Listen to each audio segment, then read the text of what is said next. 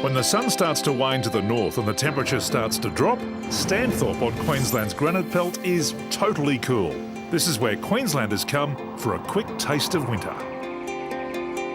And good taste is what it's all about. I mean, Stanthorpe's developed a fantastic reputation for its wine, its food and its accommodation. It's local produce like the olives, the cheese, the fresh crusty bread that you can pick up from places like Vincenzo's on the way into Stanthorpe, which is always a place that I stop that really make the perfect accompaniment for a weekend away at a local B&B.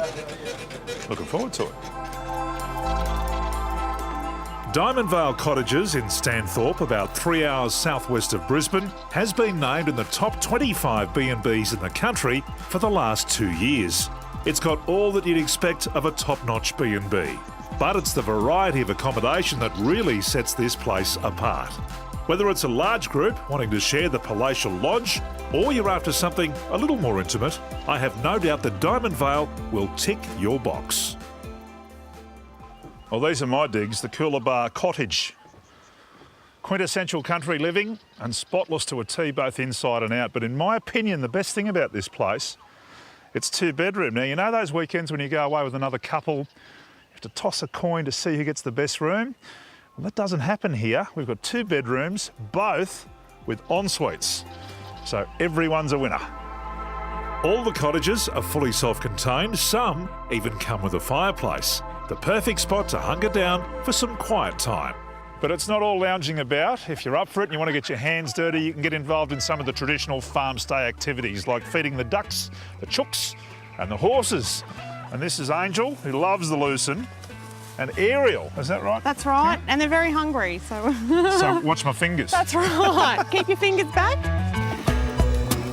Or if stretching your legs in the cool of the afternoon is more your thing, then the Heritage Trail is a 30-minute walk from the property into town.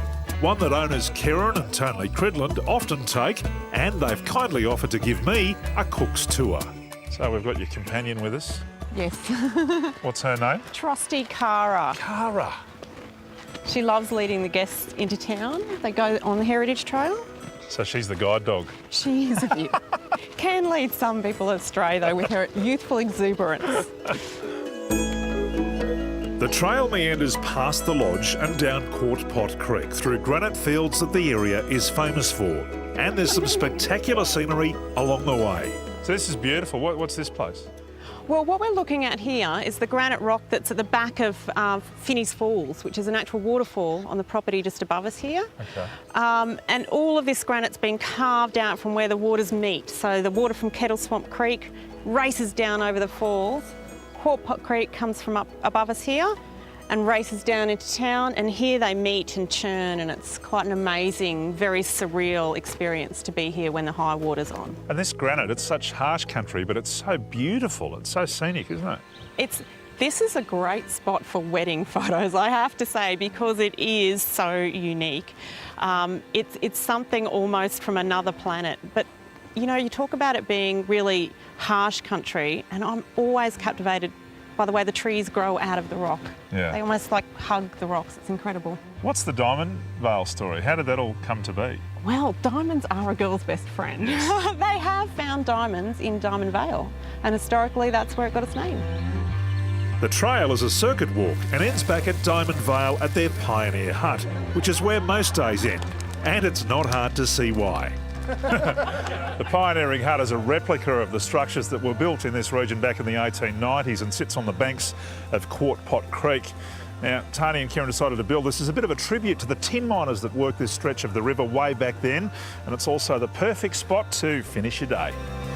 The hut is the property's meeting place. You can cook up a camp over dinner, have a barbecue.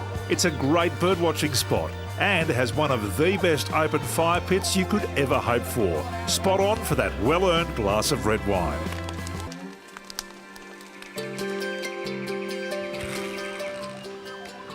Early morning on the Granite Belt. It's a beautiful time of year. There's a crispness in the air that really sharpens you up. This is Tony's favourite casting rock here on Quart Pot Creek. He reckons there's a yellow belly or two here, so here's hoping. But the absolute highlight of a visit to Diamondvale is their hot breakfast, delivered right to your door. Well, Kieran promised a big hearty breakfast, and there's no doubt she's delivered, complete with the local tomato relish. So, gee, looks good, doesn't it? If you'd like to tuck into a stay at Diamondvale Cottages, you'll find everything you need to know on their website.